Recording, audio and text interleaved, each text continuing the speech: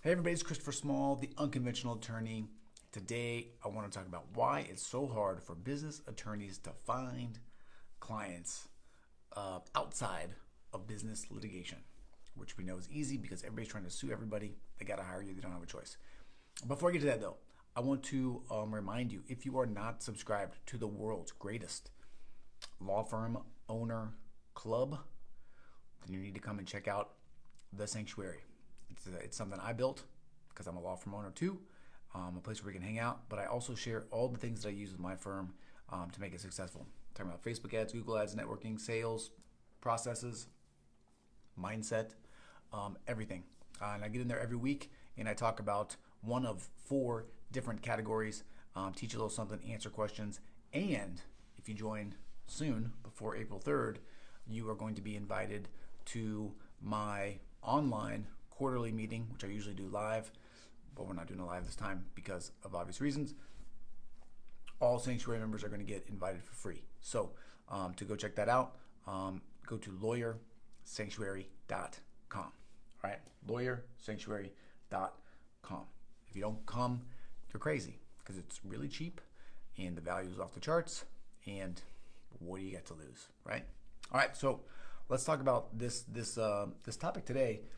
I talked to a lot of you one-on-one, a lot of people in the Sanctuary one-on-one, and I see the same recurring pattern happening over and over again. And this actually applies to other areas of the law, but less so. And you'll see why in a minute. I'll draw it all together at the end, just in case. But the reason that a lot of business attorneys have so much trouble finding clients, I'm just going to let the cat out of the bag and just say it straight up at the top, is that a lot of you are focusing on the wrong things. You have come up with all of these services that people need, but that no one is willing to pay for. And if you have something that you want to do that somebody doesn't want to pay for, then you don't actually have a service. And I know this because, I hear people trying to sell me stuff all the time. I'm sure people are trying to sell you stuff all the time. Well, if you don't think you need it, or if the value is not there, or if the funds are not there to be able to afford it, then you're not going to do the thing. So what I always try to talk the business attorneys that I talk to into doing are to try to find out the services that you can provide that people are willing to pay for all the time, that people have to pay for all the time. And you also want to come up with something that's probably a little bit outside of just like business formation, because who wants to do that all the time? And that doesn't necessarily lead you to sort of more work for a client, although it may. I would try to think about something niche-y within the realm of things that you can do over and over and over again, where you can become like the person in charge of that thing. And I don't know what that thing is because I am not a business attorney. I am also not you. So I don't know what you're interested in. And typically, these things are going to be stumbled upon because people keep calling you and asking you for the same things. But you also have to be aware of this fact and be looking for them constantly. I'll give you a perfect example. I talked to someone, this was probably a month ago, who was interested in cybersecurity. Okay, so this is outside of business a little bit. Cybersecurity. And they want to be a cybersecurity consultant for small businesses. And I said, oh, great. Like, what are you going to do? And started talking about some of the things that you're going to do and some of the things they're going to do. And I was like, look, are you sure that anybody actually even wants to pay for these things? Does anybody actually want these things? Is there any urgency for people to buy these things? Or is it best to tackle people after they've had a problem? Is it best to, you need to find the thing that people are willing to pay for right now and start talking about that thing and start selling that thing, okay? Don't be mad if people don't want to buy services that they need, okay? Be mad that you haven't yet figured out that they don't actually need the services. Just because you've decided that they need something doesn't mean they need something.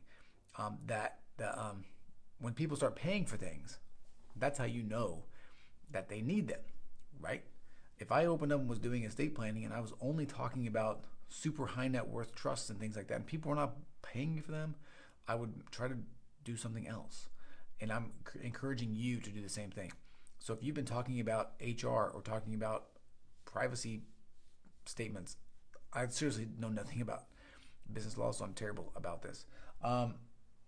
Then you need to find that thing that people do. Maybe it's like going over and creating partnership and like meeting boardroom notes and stuff like that. Okay, I realize I sound like a third grader when I'm talking about this stuff, but that's I don't have no excuse. I can't help it. So hold on, I have to take a drink. So as you are working on your things, think about this. Another area to tie this together that you need to think about is, I've heard criminal defense attorneys before. I've heard family law attorneys before tell me, like, I want to serve the underprivileged. I want to serve people that I want to be better than like the public defender. And I tell people, great, but you have to be willing to be poor. So are you willing to be broke and help these people or not? Right? And the reason is people don't have money. So in that scenario, and the businesses that you're trying to talk to, they don't have the money for the things that you want to do either. So you can price them way down to a point where they'll hire you, but you don't make any money. Or you can go find that thing that people want to do and then give it to them. Okay? This applies across the board. In estate planning, you know what I do in estate planning? I do bread and butter all the time. Regular old estate plans, regular old revocable living trusts, regular old probates. No, it's not super sexy. It's very fulfilling for me because I love helping people. I like the idea of having them come in and be genuinely relieved and happy when they're done because they know that they're protecting themselves. But I'm not blowing up the estate planning world with my thoughts and ideas on estate planning. I'm just doing the work.